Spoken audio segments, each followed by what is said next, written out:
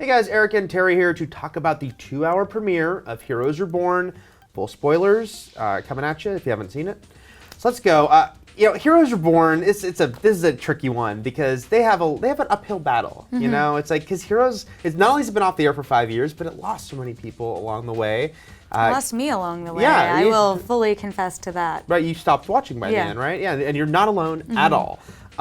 And so, there's a lot here to try to get people back. And so I guess my big question going in, you saw the 2-hour premiere, is did it grab you again? Were you like, yes, I am completely back into Heroes. I'm excited about Heroes again. Well, I would not say that I'm excited about Heroes again. Mm-hmm. I reviewed the first 2 episodes. I, just put it at okay, like on the brink of being good. But I felt like, honestly, like Tim Kring was trying to update the showrunner. It was trying to update the story and the storytelling for a more modern age and sort of this binge-friendly culture that we're in. But in the process, missed having a big hook in the premiere. And I didn't feel hooked by the end of this by the same way that I did in the original pilot, Heroes Season 1, where we learn, oh, New York is going to explode by the end of the season at some point and we need to stop it. You know, obviously there's this sense that something terrible is coming. The show tells us something terrible is coming. It's not really clear what that is, but it's something. And that just wasn't enough for me. And I didn't really feel like any of the new characters jumped. To me, the most interesting one was Miko, who was in Kiko. Kiko. That's how much of an impact she made on me. But the video game storyline, I was like, this is weird even by Heroes standards, and so that's sort of cool. But I don't think that that's enough to really hang the whole series on. Yeah, I admired the video game thing just for being so out there and just for being attention getting. My wife was like, oh, that's different, and so because that's the hardest thing I think right now for Heroes is that when Heroes came on the air, it was oh wow, it's superheroes on TV because no one was doing it. Right. So even there was a lot of times to be like, this is very similar to X-Men, but guess what? There was nothing else like it. Now we're 9 years after that show debuted, and there's a lot of shows based directly on comic books. Some good, some great, some not so great. But I don't know. I watched that premiere and I was I might have liked it a little more than you, but at the same time, when you look at the TV landscape in general, how much good TV there is and how much superhero TV there is, I don't know if there was enough here to grab people again, to be like, yes, this is a story I need to see more of week to week. Well, I think what's really interesting, you bring up that there wasn't anything really like Heroes when it came out, but that was a TV show trying to be like a comic book, and I think that's where they really fell into some issues later on, is they kept trying to reinvent the characters and the story every half season or season, which you can do in comic books to a certain extent, but didn't really work here. Now we see all these comic books being turned into TV shows and into good TV shows, but that's a different style of storytelling. The reason why even anything from Daredevil to even Gotham works is because they really stick to the characters and to the story that they're telling here. And I felt like maybe if Heroes is going back to a TV show trying to be a comic, that's where it could fail again. Yeah. But I think that still remains to be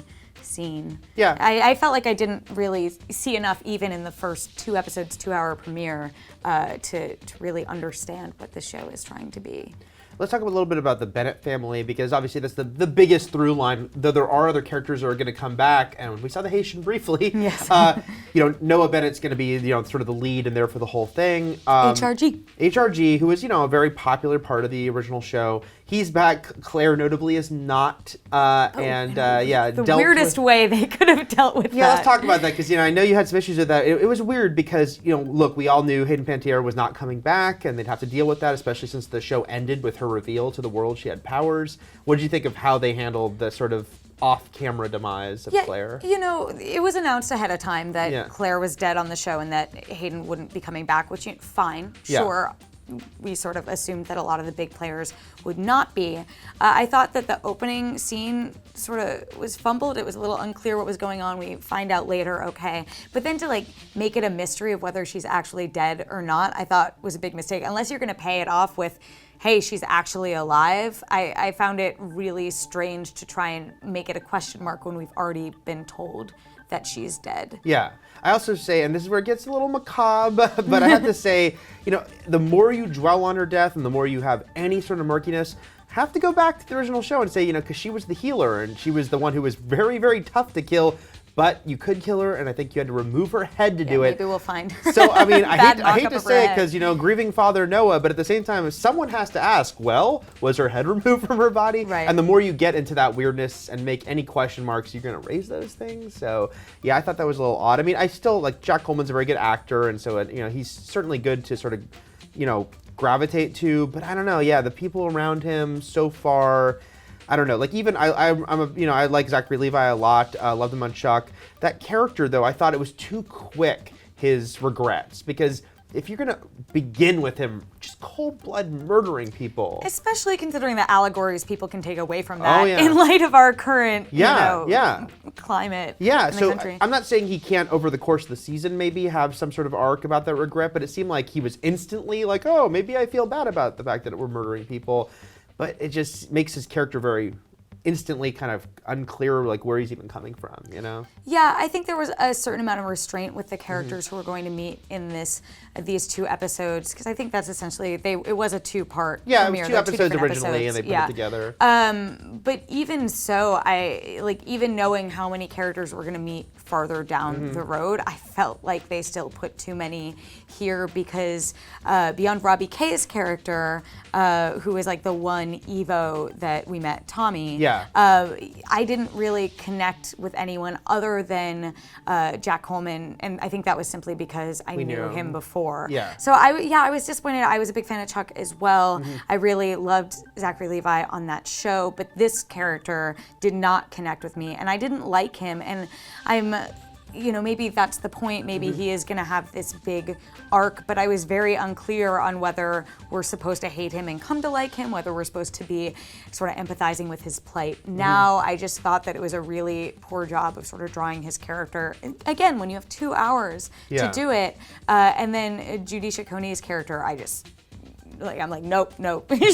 she can die off next episode, and I would not care, and I would rather have him just go on his own journey, because I think that's a lot of darkness to be thrusting.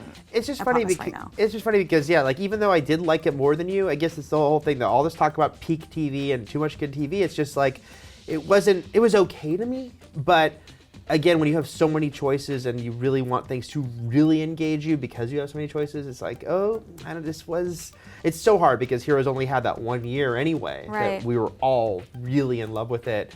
And that's hard to recapture, and I just don't know if this is enough right now. I honestly, it's sort of hard to be unbiased, but I'm curious, if you didn't have to watch it every week to stay up with it, in this job, would this premiere have captured you enough to want to keep tuning in? Right, and the only reason I watched all the original series was because of this job, so we'll see. So that's what we thought of Heroes Reborn. Not exactly in love with it, but yeah, let us know what you think in the comments, or just psyched out. I know there are people who still love Heroes all the way through. Sorry we knocked it so much. Did you love it? Did you love it the whole way through? Or did you love the return of it? Let us know in the comments, and we'll have plenty more on all things Heroes and people with superpowers, real or not, right here at IGN.